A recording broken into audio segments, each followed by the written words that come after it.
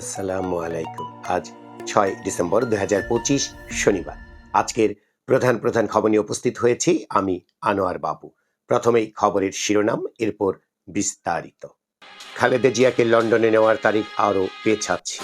রাতে আবার ever care হাসপাতালে জুবাইদা রহমান। জাতীয় চিড়িয়াখানার খাঁচা থেকে বেরিয়ে গেল সিংহী, ২ ঘন্টা পর নিয়ন্ত্রণে। সব দল প্রস্তুত হওয়ার পর তফসিল হোক, বললেন নাহিদ ইসলাম। রংপুরে পররাষ্ট্র উপদেষ্টা বললেন হাসিনাকে ফেরত দিতে সাড়া নেই ভারতে। সরকারের বদলি কৌশলে পিছু হটলেন প্রাথমিক বিদ্যালয়ের শিক্ষকেরা। চট্টগ্রামে ইসলামিক আর্ট দলের সমাবেশ, প্রয়োজনে আবার ৫ আগস্ট হবে। মনোনয়ন বাতিলের দাবিতে বিক্ষোভ, সংঘর্ষ, ভাঙচুর। ফরিদপুরে একই পরিবারে ৩ জন সহ ৪ জনের মৃত্যু। এটি একটি সড়ক দুর্ঘটনার খবর। মাঠে ব্যবসায়ীর লাশ পাশে চোখ বাঁধা ভ্যান চালক। বগুড়ায় ভাড়া বাসার শৌচাগার থেকে ফাবিয়া তাসনিম সিধি নামের ২৯ বছর বয়সী এক শিক্ষিকার লাশ উদ্ধার করা হয়েছে। গত বৃহস্পতিবার রাতে শহরের চক ফরিদ এলাকার বাসা থেকে লাশটি উদ্ধার করে পুলিশ। মৃত ফাবিয়া বগুড়ার সরকারি শাহ সুলতান কলেজের প্রাণীবিদ্যা বিভাগের প্রভাষক ছিলেন। প্রায় ১.৫ বছর আগে তিনি কলেজটিতে যোগদান করেন। আজকের বিনোদনের খবরে রয়েছে মিজু আহমেদ কিভাবে ভিলেইন হলেন এর খবর। এবার বিস্তারিত। খালেদা জিয়াকে লন্ডনে নেওয়ার তারিখ আরও পেছাচ্ছে। এই খবরের ভেতরে দেখা যাচ্ছে বিএনপির চেয়ারপারসন বেগম খালেদা জিয়াকে উন্নত চিকিৎসার জন্য বিদেশ নেওয়ার তারিখ আবারও পেছানো হয়েছে। বিএনপির পক্ষ থেকে তাকে বিদেশ নেওয়ার বিষয়ে গতকাল শুক্রবার সকালে নতুন তারিখ বলা হয়েছিল ৭ ডিসেম্বর।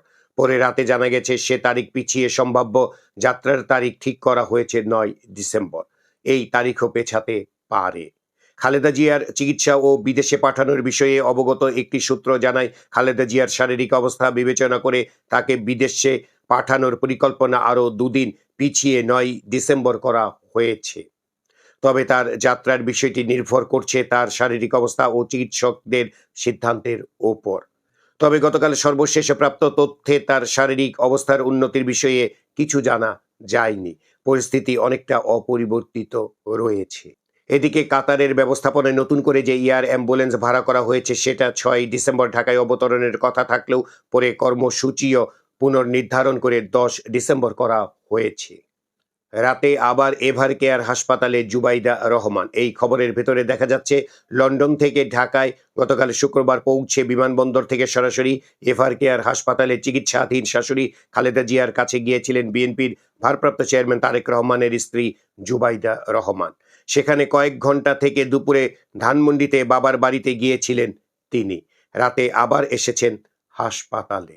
জাতীয় চিড়িয়াখানায় খাঁচা থেকে বেরিয়ে গেল সিংহী, ২ ঘন্টা পর নিয়ন্ত্রণে। এই খবরের ভেতরে দেখা যাচ্ছে সাপ্তাহিক ছুটির দিন শুক্রবার রাজধানীর মিরপুরের জাতীয় চিড়িয়াখানায় দর্শনার্থীদের বাড়তি ভিড় হয়। এর মধ্যে বিকেল ৪:৩০টার দিকে চিড়িয়াখানার খাঁচা থেকে বের হয়ে পড়ে একটি সিংহী। এই পরিস্থিতিতে দ্রুত দর্শনার্থীদের চিড়িয়াখানা থেকে বের করে দেয় কর্তৃপক্ষ। এতে অনেকের মধ্যে আতঙ্ক দেখা দেয়। অবশ্য এই ঘটনায় কেউ হতাহত হয়নি। এর ২.৫ ঘন্টা পর সন্ধ্যা ৬:৩০টার দিকে ট্রাইকুইলাইজার গান দিয়ে ইঞ্জেকশন পুশ করে সিংহীটিকে অচেতন করা হয়। পরে সন্ধ্যা ৭:১৫টার দিকে সেটিকে আবার খাঁচায় নেওয়া হয়। চট্টগ্রামে ইসলামী আর্ট দলের সমাবেশ, প্রয়োজনে আবার ৫ আগস্ট হবে।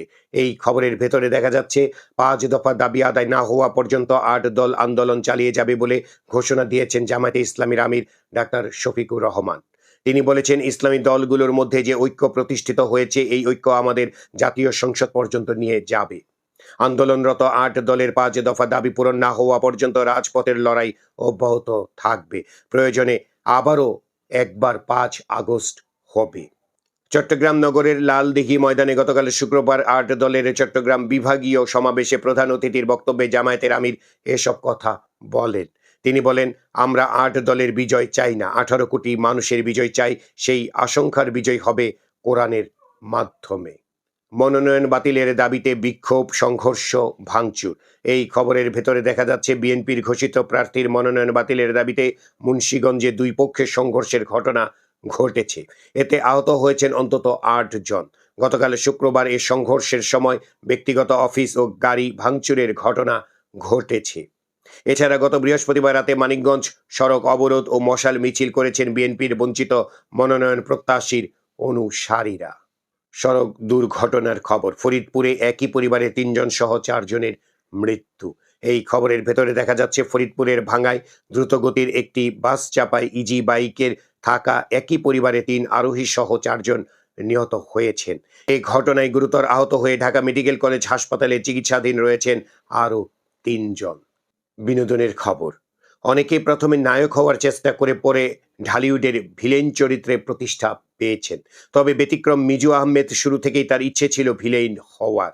মঞ্চ নাটকেও তিনি নেতিবাচক চরিত্র করতেন। ভিলেন চরিত্রে অভিনয়ের জন্য তাকে সবচেয়ে বেশি অনুপ্রাণিত করেছে প্রয়াত অভিনেতা রাজু আহমেদের অভিনয়। রাজু আহমেদের পথ ধরে চলচ্চিত্রের নেতিবাচক চরিত্রে প্রতিষ্ঠা পান মিজু আহমেদ। এই ছিল আজকের খবরের প্রধান শিরোনাম এবং খবর। আমাদের এই খবর নিয়ে আপনাদের যদি কোনো মতামত থাকে তাহলে কমেন্ট বক্সে জানাতে পারেন।